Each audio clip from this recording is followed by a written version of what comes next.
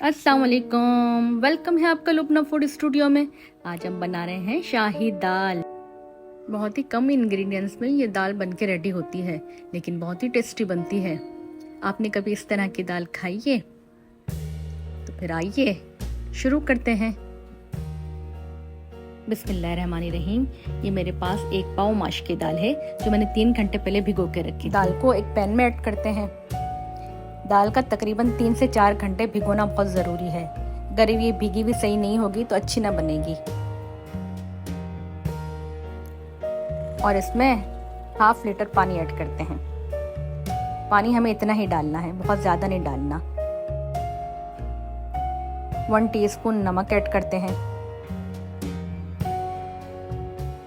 और 1 table spoon अदरक जो मैंने क्रश करके रखा हुआ था वो भी ऐड कर देंगे और बस मिक्स कर लेंगे इसको।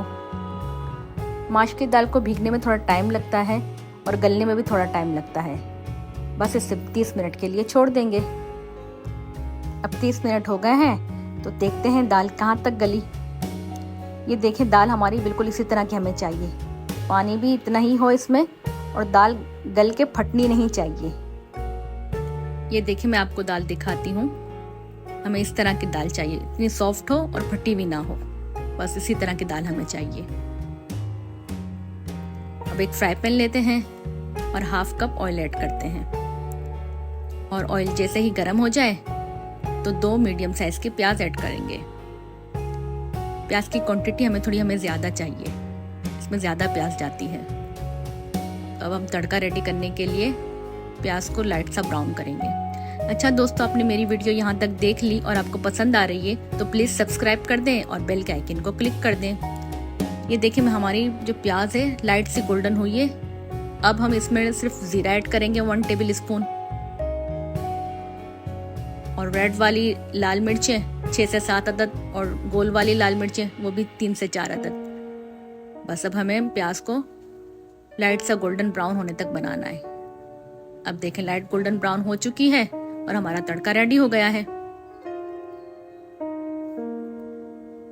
बस वो ऐड कर देंगे। एक दिन मेरे घर पे गेस्ट आए तो मैंने ये दाल बनाई थी और साथ में कोरमा भी बना लिया।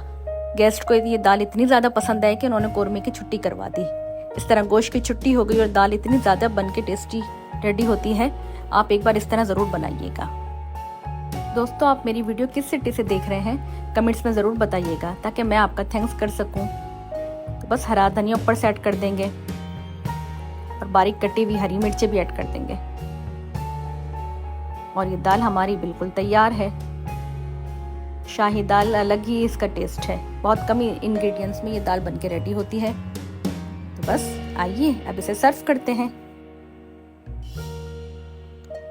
इसे आप चावल के साथ भी खा सकते हैं और चपाती के साथ भी, और अगर चाहे इसे ऐसे ही रूखा खाना तो भी बहुत ही टेस्टी लगती है।